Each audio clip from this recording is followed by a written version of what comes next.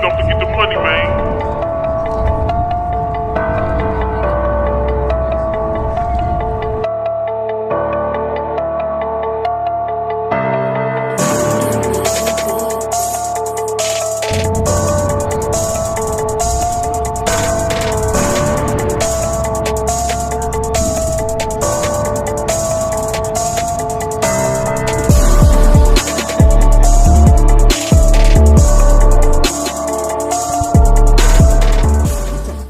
Good. Matt Clark here at the new Matt Clark. How are each and every one of you doing on this amazing Tuesday? I'm doing great. My girl's doing great. My family's doing great. And I hope each and every one of you are doing great, even though right now times are crazy and just kind of jacked up. If you could please hit that like button, that subscribe button, and that bell notification button to get all these videos when they're new. If you could share with somebody on social media, help spread the message, help spread the word, that would be amazing.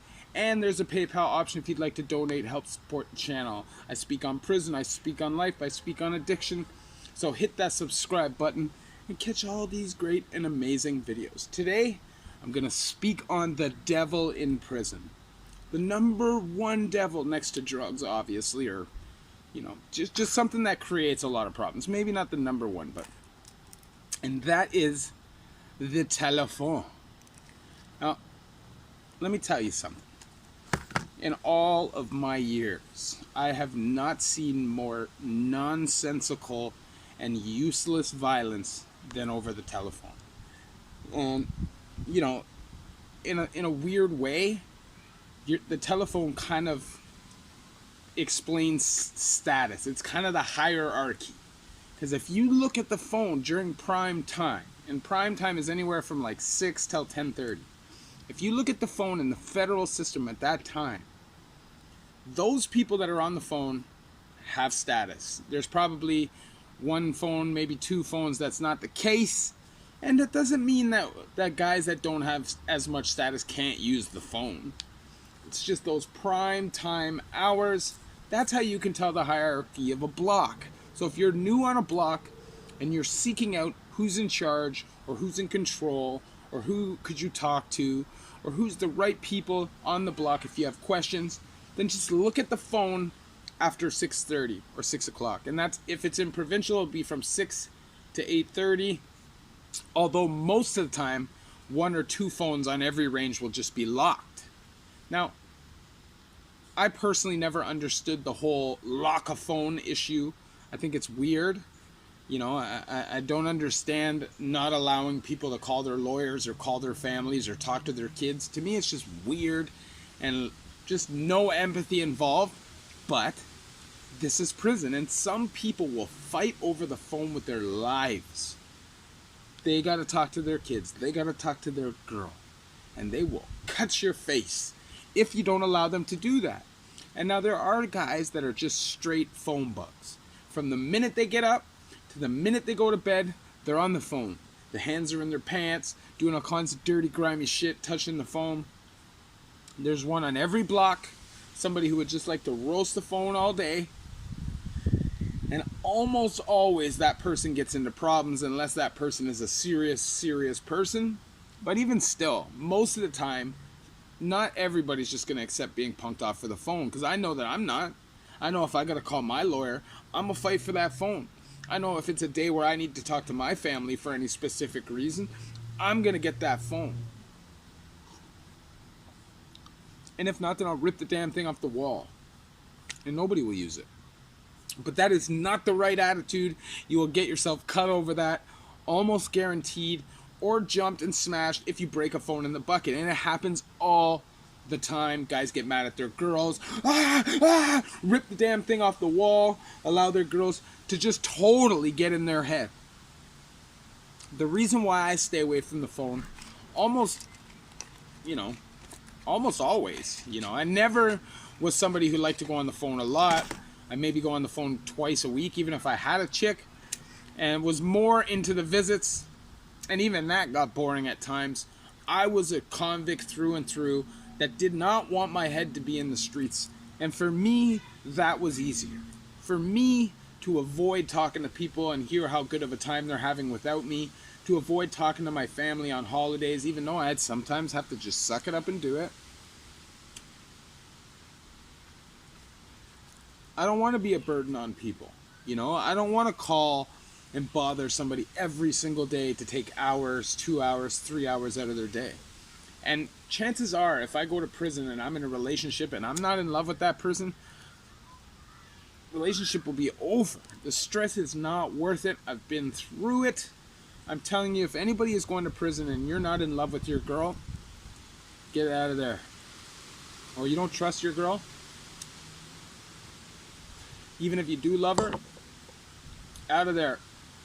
The stress, the anxiety, and just the crazy amount of depression that I've seen guys go through over the phone is insane. I don't understand the draw to the phone, but hey, everybody's different and we all do our time differently. What I will say is this though.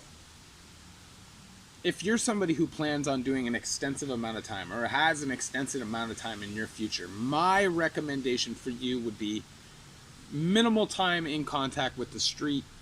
Stay focused on the inside, because that's what matters at this point. Now, if you have kids, obviously, you can't just avoid the street. And if you have a girl, you can't just avoid the street. But you don't have to be on the phone all day, every day, listening to all of their problems and burdening them with all of yours, because that's what happens. When you're in jail and you have somebody on the outside, you can't complain in jail. You can't bitch, you can't whine, you can't cry, you can't do none of that. So all of that gets unloaded on whoever it is that's taking those phone calls. And that is a burden, and it puts their life on hold too. So I decided a long time ago I wasn't doing that no more. I wasn't going to do that. It wasn't worth it for me. When I got arrested in 2011, at that time I was with my girlfriend of the time for 2.5 years, and I was head over heels. But when I got knocked, I knew how difficult that bid was for me, and I did not call. And it was almost 7 months before I called. After that, the relationship was totally different. She basically hated my guts, but it was what it was, because I knew the relationship was toxic. It was never going to work anyways, so why put myself through all that stress for a loss? Doesn't make sense. Not doing it. You could do time in two ways. You could do it inside, focused on staying alive, focused on having a hustle and whatever it is you need to do to survive, or you can do it on the phone with your head in the streets. And believe me, your head's in the streets. It's bad, man. It's bad. It can take your focus off of what's important on the inside. And that's why a lot of guys, when they're caught slipping in the pen, it's when they're on the phone. It's when they're on the phone. I got it figured out, though. I realized that a lot of guys that come to prison have power and status and all that on the street, right? And they lose all that. A lot of these drug dealers, gang members, whatever it is, they lose all that. As soon as they come inside, they lose that control. So they reach out at whatever they can control, so they have some semblance of normality. And it's strange how people can fall in line and just accept that stuff, but hey, that's prison hierarchy and that's prison politics, and that's how it goes. Strength in numbers. You'll rarely see one lone dude on a block dominating a phone. Unless he's like a high up. Or just a straight savage. But most of the time that shit won't fly. All I'm saying is, my suggestion for anybody who's going in looking at a stretch, just focus on making yourself better. Focus on finding a good relationship when you get out. But you can't do that unless you're good and stable yourself. The prison life is not the way. It's not how you do it. It's not how you succeed. It's not how you build success or a future for yourself. The more time you give away to the system, the less time you're going to have for yourself, and the less chance you're going to have to be successful as a man. I knew I was at that fork in the road.